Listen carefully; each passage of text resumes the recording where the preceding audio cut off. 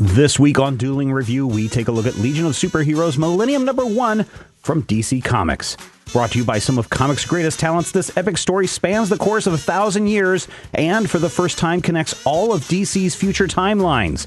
Starring the unlikeliest of DC heroes as she learns to cope with newfound immortality and roams through the desperate societies of Batman Beyond, Kamandi, and Tommy Tomorrow, wrestling with her own inner demons and desperately trying to find her purpose in an ever-changing world.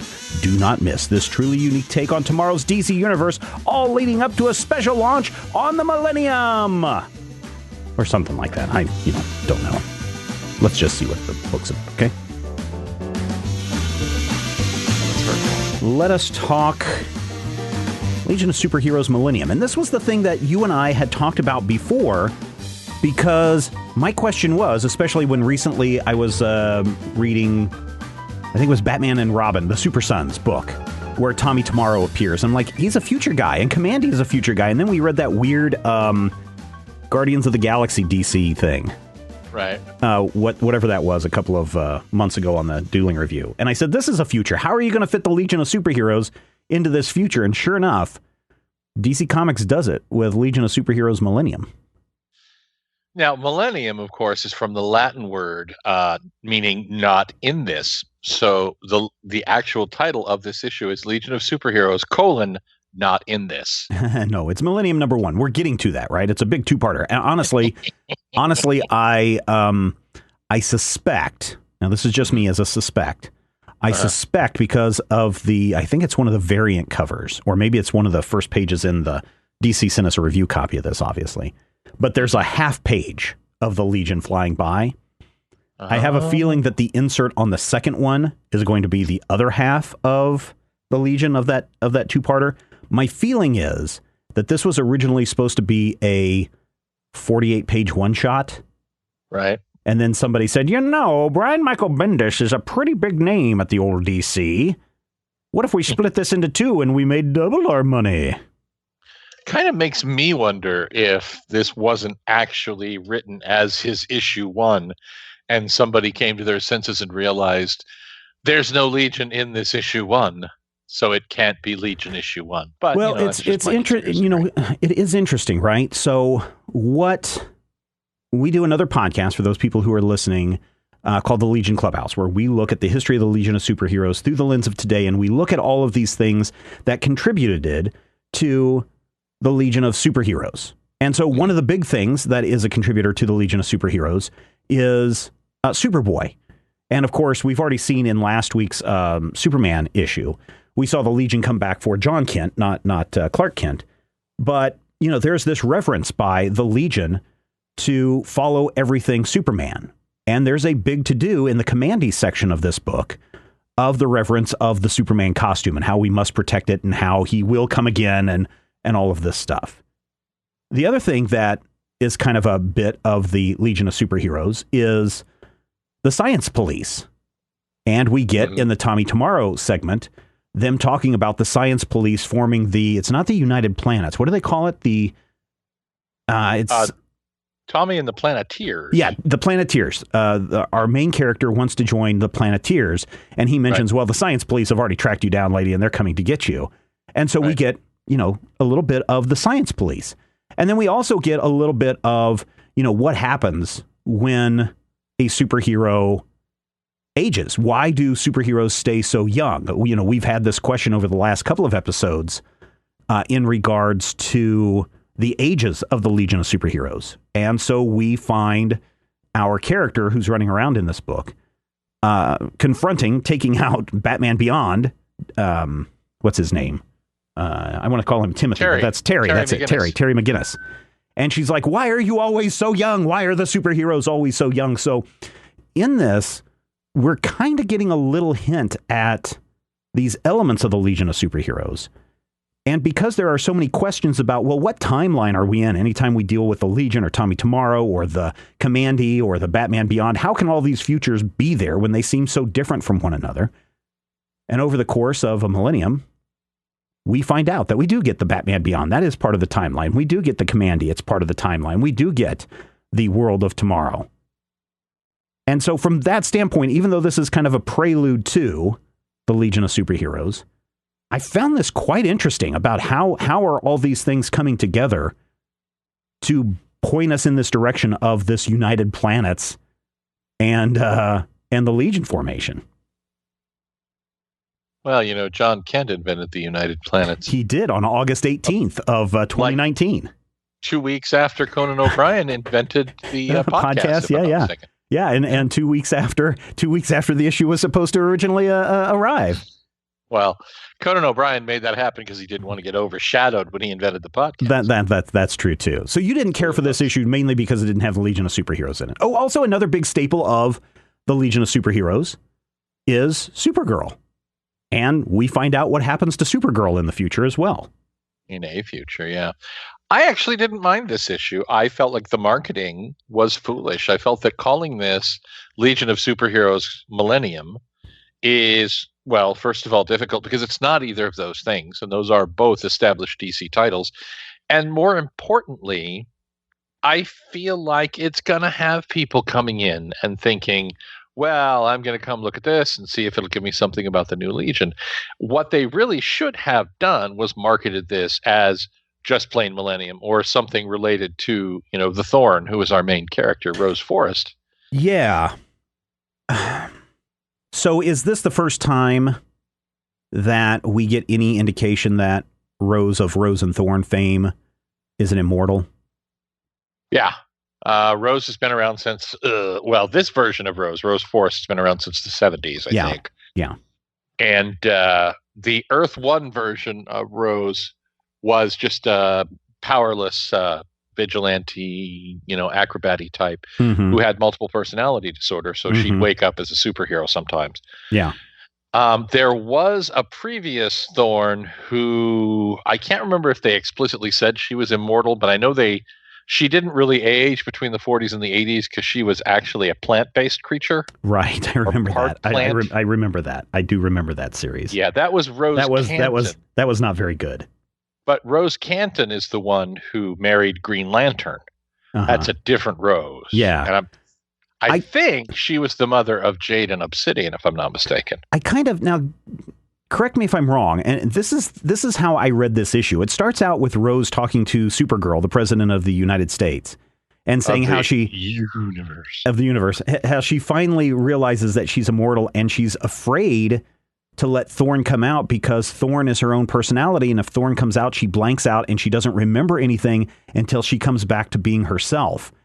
And Supergirl or Superwoman is just like, hey, we'll take care of this. Don't worry about it. And then suddenly we have Rose again confronting Terry. And then time jump. Yeah. Yeah. And then we get another time jump to Commandy. Then we get another time jump to the Planeteers. And I get this weird feeling that the reason why these are the time jumps is because Thorn is in control in between those times. Could be. Did you get that? We're only Did you seeing get that those reading brief at all? Moments where Rose was there. Yeah. I don't think it's textually there. In fact, I actually seem to recall something indicating that maybe she crossed dimensions or somehow jumped around to get from Commandy's future to Tommy's future. But I can't remember where that was now. Yeah, I didn't read it as that. I just saw that, hey, this is how we're tying all the futures together because she is this immortal that is living through each of those events as they happen. And it takes, 100 years, 200 years, 500 years, whatever it may be to get through each of these different ages. I come from a world where everybody was wiped out by a man-made apocalypse. So, yeah, that doesn't necessarily mean another world now that I'm reading it. So, yeah. I actually did not hate this. I didn't either. I was surprised by it. The Commandy story actually takes place in and around an actual Commandy story. I think it's Commandy 27 where there's a big fight over the Mighty One that turns out to be Superman's invulnerable costume. Yeah. And I like Rose as a protagonist. I kind of hope she actually ends up in the Legion. I would have to look. I would have to go back and look at, was it the Superman book or one of those others where they had the big double page? Because there were a couple of characters you're like, well, I don't know who that is. And I wonder if Rose is in there somewhere. It would be interesting. It would be nice. That would be really interesting if she is, or is at least being considered for candidacy, because during the Tommy Tomorrow bit, she's like, look, I want to join your Planeteers. I want to do good. And they're like, oh, no, we do have some missing records on you, but we know you're a villain. You're not a nice person. The science police are coming for you. And she's like, listen, if I ever come at you and it looks like I'm going to kick your butt, you better run because I'm going to kill you. And he's like, well, what? But I mean, I wonder if her multiple personality disorder would prevent her from being a member of the Legion because they wouldn't know when she's going to flip from being the hero vigilante to the murder spree person. She would not be the first Legionnaire to have multiple personality disorder or some variation thereof. Okay. And as recently as 4 or 5 years ago, Starboy was an active member. And so we talked schizophrenia. Yeah, you mentioned that's another thing that kind of ties into this future of the Legion, because Starboy does have schizophrenia and he relies heavily on drugs. And the reason why Rose is talking to Supergirl is because apparently they just stopped making the drugs. Discontinued. Yeah, because nobody has the problems that she has anymore. Yeah, this is really fascinating. I mean, even though you say it's misleading from the title, this does have so many things that tie to the Legion. It's still misleading. I feel like, for me, and this is going to be some high praise right here, early on in the book, and I don't know if it's a Lee panel or if it's Bermejo. He did the Supergirl. There's a scene where Superman and the Thorn are fighting. Yes, that's Jim Lee. That's a Lee. All right. Thorn has never, ever looked that good. And you may say to me, oh, how do you know? Well, my friend, my copy of Lois Lane number 105 is one of my prized comic books. I have an almost complete run of the Rose and Thorn stories, which is to say I have all 43 books. I know I have, what was it, the 93, Showcase 93, I think was when she had a big run or something. It was one of the Showcase ones. I think it was Showcase 93 or 94, and then she had Gail Simone actually did a 5-issue mini with Rose around 2005. Yeah, but the old Koeniger stories back in the Lois Lane, the back half of the Lois Lane book in the 70s are nutsy cuckoo in a really great 70s kind of way. So here's another thing that they could have done if they wanted to. DC could have done if they wanted to. Mm-hmm. There are 4 different stories in here in this book. They could have easily made each one of these if they would have planned ahead. And who knows if this is a Bendis delay or if this is an art delay, because Jim Lee is notorious slow on a lot of his art. Right. But they could have easily taken each one of these sections of Millennium and made it the backup story inside of Superboy or Superman, in the Superman books. And kind of teasing what was coming up. So that, 4 issues away, 3 issues away, 2 issues away, Superman 14 hits, and it's like, hey, we want you to join the Legion of Superheroes. And by then, you already have all the 8 little backup stories that you're going to get from Millennium inside that Superman run, and then it leads naturally right into the Legion of Superheroes. That, or make it a single giant issue. Yeah. And that's the thing about a single giant issue. I mean, if we did a 96-page Millennium story, it'd be a $7.99 comic. I'd be okay with that. $9.99 comic. To be honest, for what we got in this book right now, when I looked at the price and saw it's $4.99, I felt like I got my $5 worth. I mean, granted, I didn't pay $5 for this, but I feel like I got $5 felt like worth. Your $5 theoretically would have been well spent. Mm-hmm. Mm-hmm. I can see that. What didn't you like, besides the fact that there are no Legion members? There are no Legion members. Also, I find wait, real quick before we get into that. Who is Ben Boxer, or whoever this guy is running around with Commandy? Ben Boxer is one of Commandy's friends. I want to say that Ben is not a cyborg, but he's like genetically engineered. Did you ever read Commandy's series back when Kirby was doing it? I didn't do that. I have it. I have it somewhere in my big Kirby collection books, but I've never read beyond like the first 2 issues or something like that. So if you look at Ben's chest, he's got that Kirby squiggle. Mm-hmm. If he taps the Kirby squiggle on his chest, he turns to solid steel. Ah, okay. I just saw that he was wearing a uniform that kind of looks like Mon-El's uniform, and I was what thinking, Ben has always worn. He's got a big red suit and boots and Yeah, like so I was cuffs and like, things. that's kind of like a Mon-El. Is this another future kind of thing? So I'm sorry to interrupt. Go ahead. Tell us what you didn't That's like cool. about this book. I feel like while I understand the multiple art teams and I appreciate multiple art teams for different time frames, the switch from the first team, which I'm pretty sure is Jim Lee, to the second team, which may be Dustin Nguyen, Mm-hmm. all the art by Dustin Nguyen. Don't close your eyes. No, wait, that's a different thing. Is a really, really tough transition. And it's a transition that it's meant to be several hundred years apart, which I'm Right. perfectly fine with. And after reading through it, I can see what it's going for. But for the first page or so of Mm-hmm. that Batman Beyond chapter, Mm-hmm. I have no idea what's going on, and there's no real indication other than here's a red-haired woman, and she doesn't actually look particularly auburn-haired at the beginning. Is this Thorne at all? So Right. I feel like the transition points between the art teams could have been handled with something little bit more than an "and then" caption. But Yeah, I that also understand what they were doing there. Yeah, that also threw me off at first because I was like, wait a minute, who is this woman running around in the Commander universe? And I was like, okay, who is she supposed to be? And then I read it again. It's like, oh wait, no, this is Rose or Thorne, but it's clearly Rose. Now all of a sudden, all three of these books tied in together and made complete sense to me. And I was like, okay, fantastic. Yeah, I see what you're doing. And the color profile means that 4 different art teams have 4 different hair colors for our primary character. And again, is it intentional? Maybe it could be something where they're trying to show us the passage of time and how things affect her and how maybe she can't get L'Oreal Vivid Red in all these alternate futures. I don't know. But yeah, I feel like the transition points between the art teams were problematic. And from my perspective, I don't necessarily feel like if a new reader were to walk into this, that it's particularly friendly to new readers. No. I know who Ben Boxer is. Yeah, I know who Terry McGinnis is. I know who Tommy Tomorrow is. But I don't know that your average kid walking in off the street is going to know. Yeah. So the only reason I think any, let me just, for lack of a better word, current readers, new readers, not longtime readers. The only way that they would know who Tommy Tomorrow is because Tommy Tomorrow appeared in that Super Sons series. Right. Most recently. Commandy, I would think that if you went up to somebody and said, Commandy, they would go, yeah, I have an inkling that I kind of know what that's about. Future Boy and talking animals, right? But they wouldn't know anything more about that, right?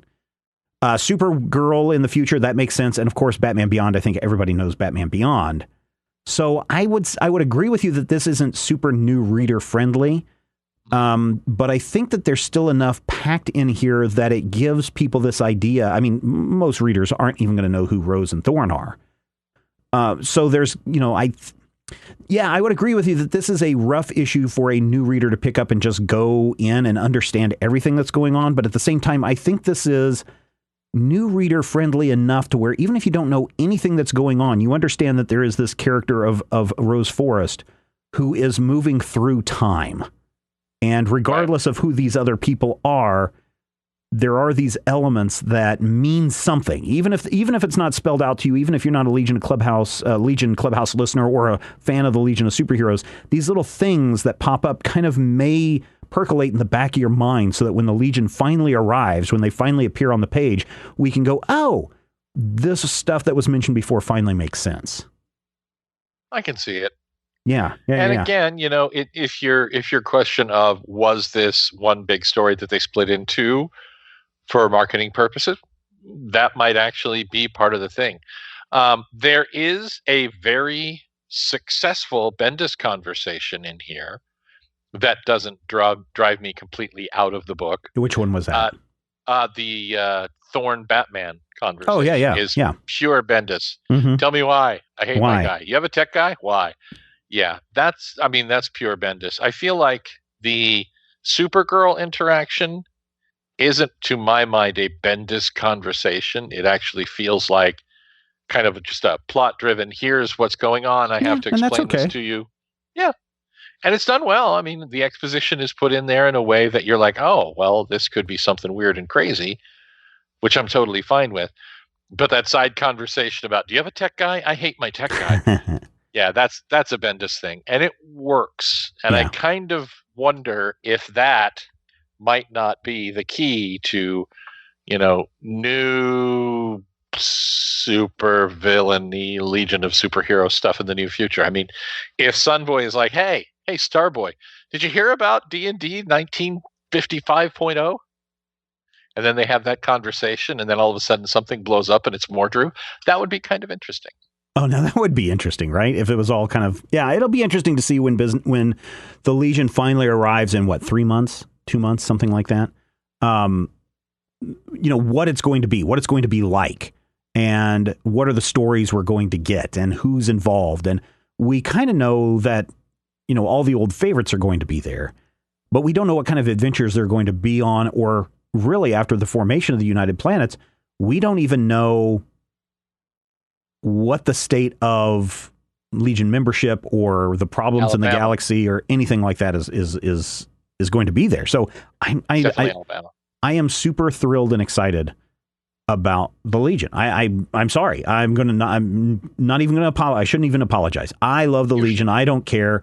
And we're getting Legion that seems like it's being built up in a way that makes sense, as opposed to, here's a 3-boot miniseries inside of a convoluted other series, and now here's your spinoff series, and nobody wants that spinoff series.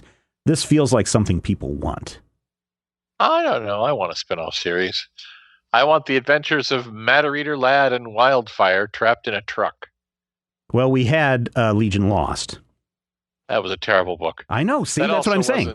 That's what stuff nobody wanted. That was Retroboot. No, that was stuff nobody wanted. Oh, sure. It was terrible. I think, though, that they immediately killed off 2 Legionnaires in the first issue. And it's like, they're dead. Yeah. And as I read this, though, as I read this issue, it feels like they're building something that feels exciting. I would agree with that. I say, listeners, go pick it up. I give this a big thumbs up. I would say a little bit more cautiously. It seems like it's worth the time. And more importantly, aside from the title being a pain in my neck, there isn't really anything that stands out as a huge misstep. So, right. I may not know what they're building to, and I may be worried about whether or not it's understandable to people who don't know what they're building to, but none of it just comes out and screams, hey, look, it's Doctor Strange in a turtleneck having a beer. Well, that would be the thing that would be most upsetting to me, is if we just get a rehash of, it's the Riddler, but the future, because that's what Batman Beyond was all about. Future Riddler. Batman Beyond had some good stuff going on. But it was, how can we get the Joker, but the future? And that kind of got on my nerves. Well, that happened with the 2099 line, too. They're like, hey, Spider-Man. We need X-Men 2099. We need X-Men 2099. Why? Yeah. Because X-Men.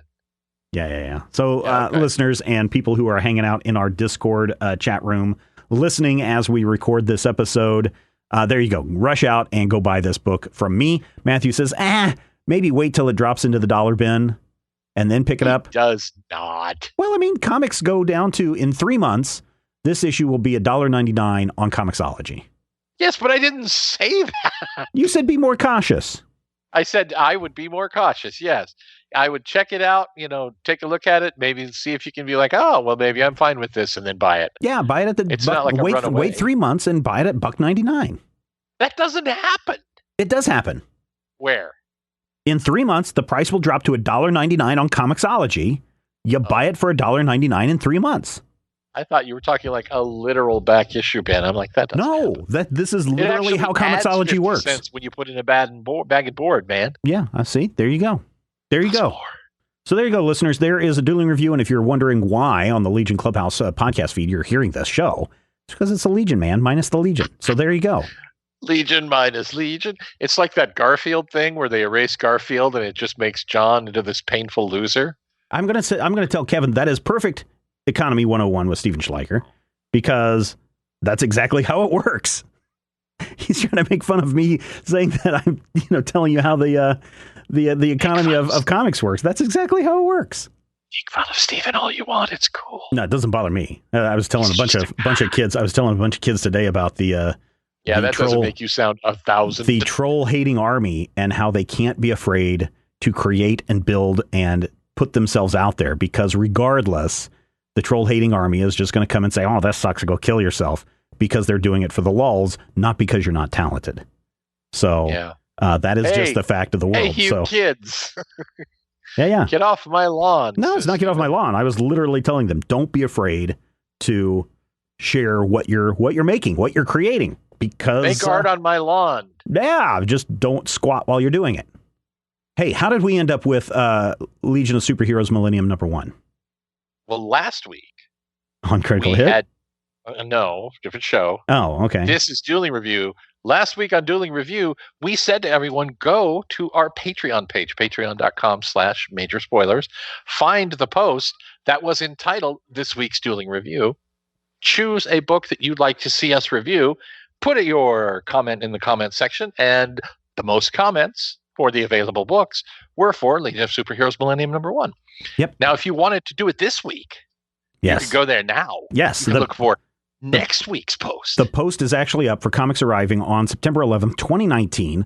From Boom Studios, we have Ghosted in LA #3. This is a kind of a cute story about a girl who moves into an apartment building that's haunted by ghosts.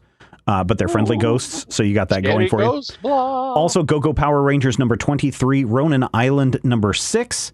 And then I guess if people are still in love with the Klasky Chupsko style of animation, you can get Rugrats Building Blocks, the graphic novel, for $15. That's probably priced about $14.99 higher than it should be. Be nice. I'm sorry. I had a friend when I lived in Atlanta who just absolutely loved Rugrats. I watched one episode and I said, what is this ugly, horrific stuff? And he's like, oh, that's all of the stuff that everyone on Nickelodeon's doing, or Cartoon Network, or wherever it was. And I said, no, thank you. The art on Rugrats is not as bad as the voice work on Rugrats. So well, it's got what's her name? It's got Harley Quinn doing the voice of Stewie or Petey or whatever his name is. Tara did the voice of Dill, the little brother. Yeah, but that does not mean that the majority of people on Rugrats follow the pinch your nose and pretend to be a different person theory. Gee, Matthew, I have no idea what you're talking about. I'm Tommy, and I talk like this all the time. It looks like the smaller turkey is actually moving inside the bigger turkey. I don't even know what that means. I'm not bagging on the Klasky Chupsko style because everybody bags. It seems like everybody bags on a specific style, because I actually thought Rocko's Modern Life, the art style on that was fine. I believe that was Klasky Chupsko, and not Ren and Stimpy. Who was what were the other shows that were Klasky Chupsko shows? Duckman was Duckman. Duckman was from that same aesthetic, Yeah. So there you go. It was the same company, but it was in that Rugrats, same I'm not sold on Rugrats. Dark Horse Comics next week. Black Hammer, Justice League #3 of 5. Black Hammer, Justice League. Whoa, Black Hammer. Mask gets an omnibus, a second omnibus edition for $25, and the Orville #3 arrives as well. So there you go. Oh, if you're a big fan of the Umbrella Academy Apocalypse suite, Dark Horse Comics is also releasing a library edition hardcover. Now, these are bigger sized volumes, nicely bound. Definitely worth the $40 there. DC Comics next week has Batman 78, Batman and the Outsiders #5, Batman Hush trade paperback New Ed, Batman The Killing Joke hardcover New Ed, Batman trade paperback volume 10 Nightmares, and Batman Universe #3 of 6. I hear there's going to be a new Batman coming down the pipe here in a few months, so you better gather all the Batmans while you can. Catwoman that'll be permanent. It will be permanent forever. It'll be like getting that regrettable tattoo that you have to live with for the rest of your life. Catwoman #15 goes on sale next week, as does Flash 78, Hawkman #16, Justice League Odyssey #13, Wonder Twins 7, and Young Justice #8. Oh, Event Leviathan also comes out next week, issue #4 on that. Dynamite Entertainment has Chastity #1. That's a mature reader's book. It's got 5 different covers, none of them, Matthew, with the nude variant. That's a bummer. Death-Defying Devil #1 and Red Sonja #8 comes out next week from Dynamite, among some others. You can go again, find that complete list over at patreon.com/major spoilers. IDW Publishing has Kanto #4 of 6, Pandemica #1, Star Wars Adventures #25, Starcadia Quest #1, and Usagi Yojimbo #1, second printing there. Image Comics has Analog #8, Beauty #29, Coffin Bound #2, which reminds me, Matthew, do you know what one tombstone said to the other tombstone? No, Stephen, what did one tombstone say to the other tombstone? Is that you, Coffin? Hit Girl Season 2 #8. Kick-Ass number 17, Man-Eaters number 11, Reaver number 3, Sonata number 4, and 3, what does this say? Trees, 3 Fates number 1. I don't know what that is, Yes. but Trees, That's from Warren Ellis. 3 He did Fates. the Trees series. Oh, okay. All right.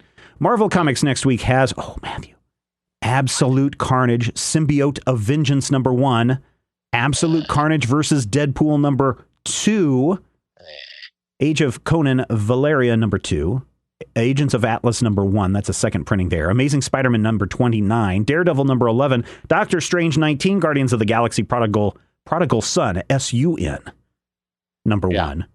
Immortal Hulk, is the Immortal Hulk series over? I don't think so. Okay. Because we got 20, which is a third printing, 22 is a second printing, and Immortal Hulk Director's Cut number 3 arrives next week. I think that Immortal Hulk just hit like the big milestone, and they're either about to hit 25 or just hit 25. Okay. All right. Powers of 10 number 4 arrives next week. True Believers Hulk Gray Hulk Returns number 1. That's a buck. Also Hulk Mindless Hulk number 1 is a buck. So yeah, they must be on a Hulk kick right now. King Thor number 1. King Thor number 1 arrives next week. Venom number 18. I know you're ready for it, Matthew. I'm going to get it in your hands this weekend, I promise. On an all-new Venom. Archie Married Life number 10. Oh, I'm sorry. Archie Married Life 10 Years Later number 2. Yes. Bell Oath of Thorns number 2. Beware the Witch's Shadow number 1. Let's see. Doctor Who, the 13th Doctor number 12 from Titan Comics. Let's see. Lady Death Ongoing. Next week you get issues 14, 15, 16, and 17. As well as Lady Death Ongoing number 7. And Lady Death Origins Annual number 1. Now these I guess are just the variant covers or the leftovers that they had from the San Diego Comic-Con and the New York Comic-Con, the Philly Comic-Con, and the Phoenix Comic-Con. Okay. Livewire number 10. Let's see. Midnight Sky number 1. Sabrina Teenage Witch number 5, the final issue in that miniseries. And then finally, we're going to wrap that up with Zorro, Rise of the Old Gods, number 1. Now, Matthew, I know we're telling our listeners. Versus Cthulhu. Yeah, that'd be pretty cool, right? Well, first he's got to take on Shub-Niggurath, and then he's got to take on the Quest of Unknown Kadath. That'd be actually kind of cool. Zorro and the Mound, that would be perfect for a Zorro book. Now, Matthew, I know you were telling people that they had to go over to patreon.com/majorspoilers to cast their vote and let us know what book they want us to read next week. But that's also true. I hear when people say Patreon, what you're really saying is, I have to give you money in order to vote on this thing. That may be what you hear, but that is not the case. What? Anyone can vote for Dueling Review, whether you are a Major Spoilers patron or not. So long as you have a Patreon account, you can go there. And if you don't have one, you can make one. You don't have to spend any money. You can go, you put in your vote. Next week, we may review your book. And hey, you may see stuff over there. In fact, you will see stuff over there that you're going to want to see. Yeah, this weekend we've got a Why Do You Hate Me from Matthew. Oh, Matthew was just like giggling with laughter when I told him what book he was going to be reviewing. And he's still, I think, right now chuckling on his insides and saying, I can't believe I got to review this book. It was so good. I love it. I know people ask why they hate me, but I think people actually love me because I had to read the Identity Crisis number 2. There was chucking, but it was less and more up. Ah, okay. So there's some free stuff over there, right? There is. And yes. You may say to yourself, this is not my beautiful stapler. And you may say to yourself, this is not my beautiful chair. But when you see all of the content over there, if you'd like to become a Major Spoilers patron, you absolutely can. And there's going to be a bunch of stuff that you get that you can play along and you can be a whole part of the Major Spoilers experience. So what are some things? Let's just say someone's like, you know what? I enjoyed your conversations. You guys make me laugh. You guys are having a lot of fun on this show. Sometimes you argue and bicker a little bit. And you sound like my parents, so I have a little flashbacks. But you know what? You guys put this show out, Dueling Review out every week without fail. And some weeks, some months, there's 5 weeks in the month. Some months there's only 4 weeks. But you know what? Your show is worth at least $1 an episode to me. So I'm going to cash in at $5. Tell me, Mr. Podcast Guy, what else am I going to get for my $5 besides just paying for this show that I already get for free? And I really don't even have to pay you, but I feel like I should contribute something back for the 13 years of entertainment you have brought me. Well, I think that the first thing that you get, if you're really into our conversations, and maybe you think, I wonder if these guys would be as funny if they had some other cool dudes along, and you wanted to hear maybe what we talk about behind the scenes, you get that. You get behind the scenes of the Major Spoilers podcast.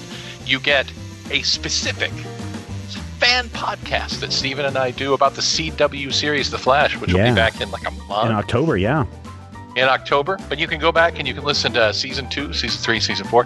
You get access to our commentary tracks for some really high-profile nerd flicks.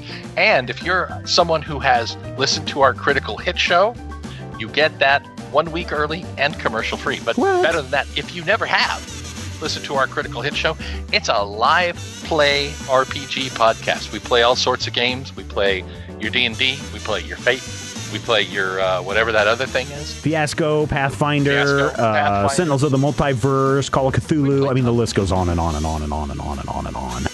And you can listen to that just show for $5. Like, wow, just for $5. Come on, nobody gives us that much extra stuff for $5 a month on top of all the free stuff that they're already giving us. Nobody does that. Well, we do at Major Spoilers, and do you know why, Steven? Because we're idiots and gluttons for punishment.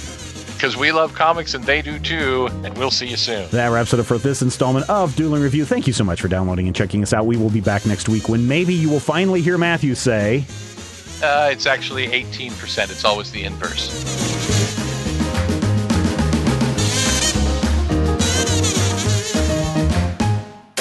This podcast is copyright 2019 by Major Spoilers Entertainment, LLC.